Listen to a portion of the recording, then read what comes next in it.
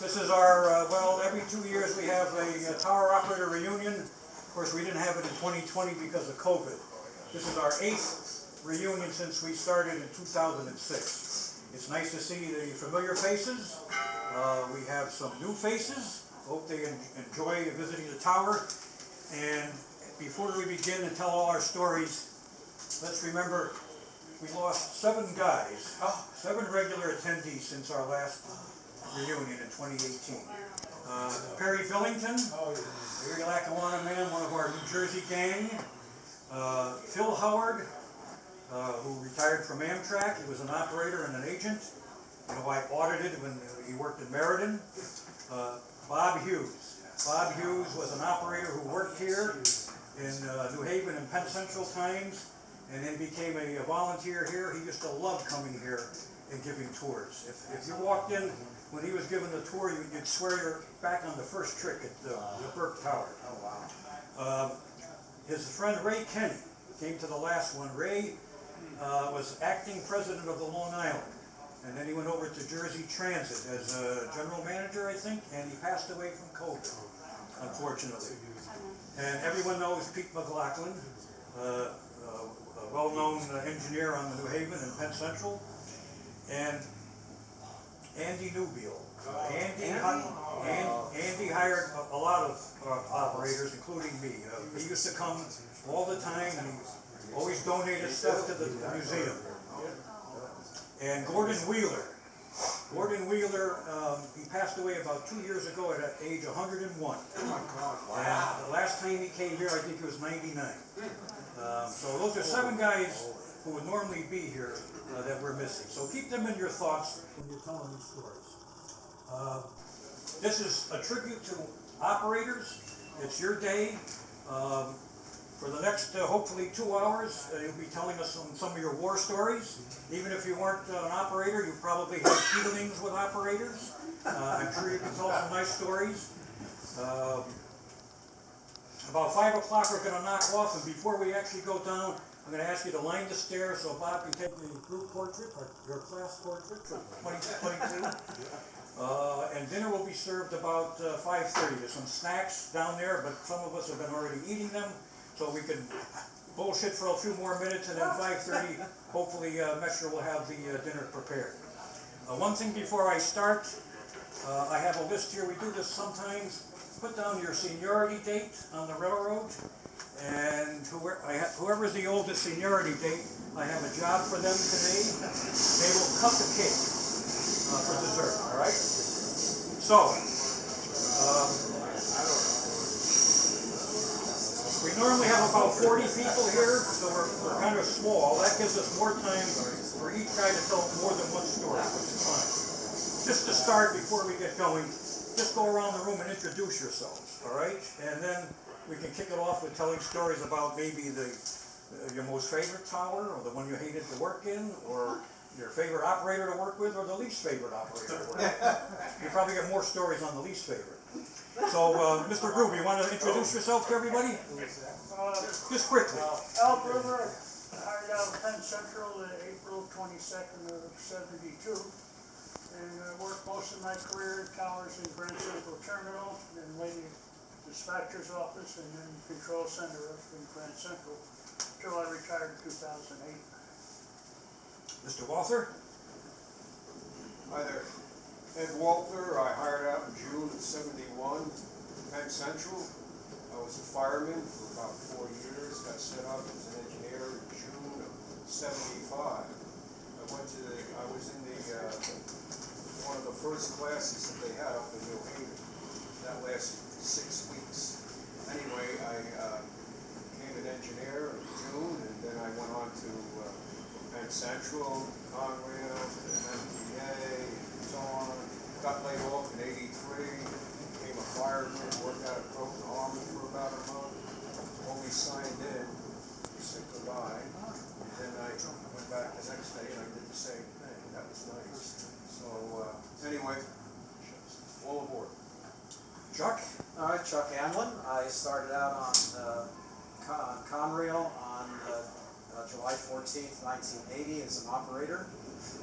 And January 3rd, set up as an engineer. And I retired 11 years ago, so like man, time goes by quickly. So, that's it. James Williamson, tower operator, and I worked in the dispatcher's office for a few years. I worked here, hired out in 1978, I think. I haven't really thought about it that much recently, but, you know, I remember the people I used to relieve here and that relieved me, kind of a bunch of characters. Sure. For the most part. It's very nice now compared to the way it used to be.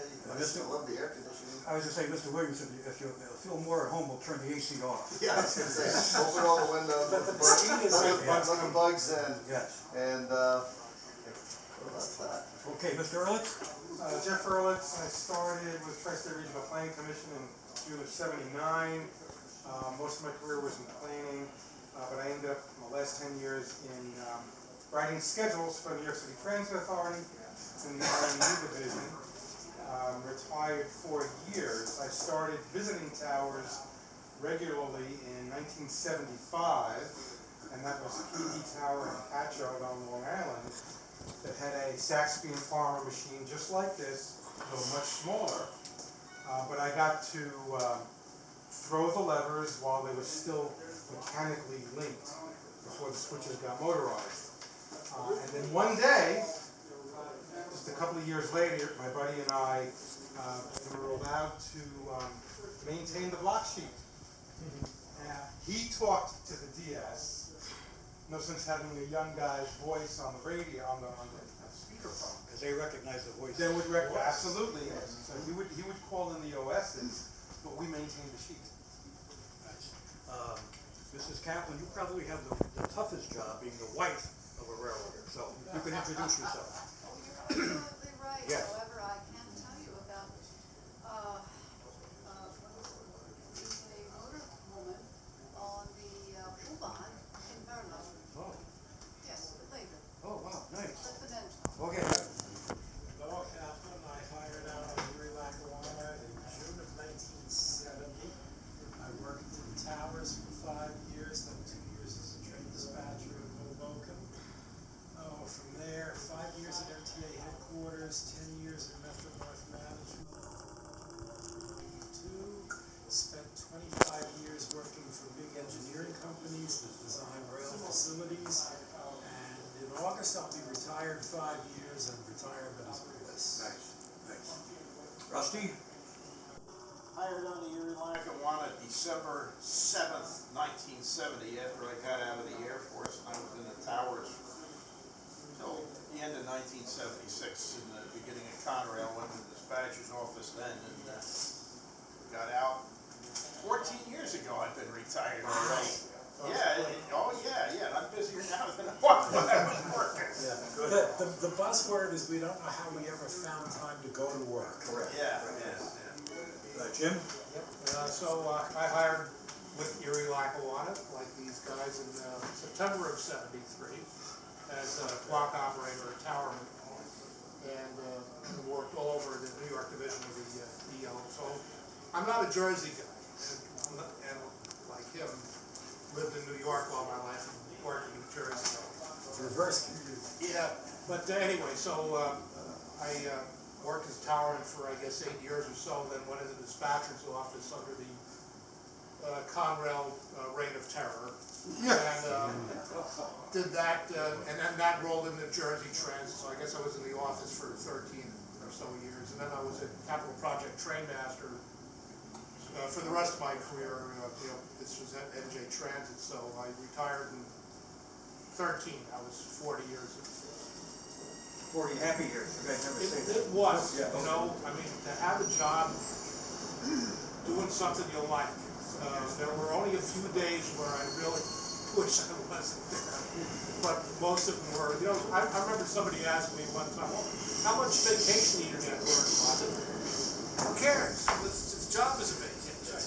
So anyway, so that's it, Erie Lackawanna, I proposed to Rick Rusty, and I took all the jobs no one didn't want anymore. Mr. Strassner? Bill Strassner, Pennsylvania Railroad, 1965.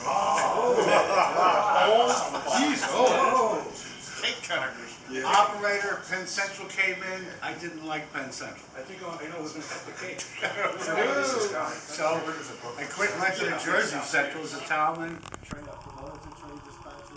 Everything was really wonderful and a lot of fun until Conrail, April Fool's Day.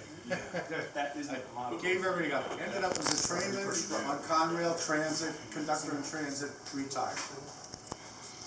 Okay, the Bowers.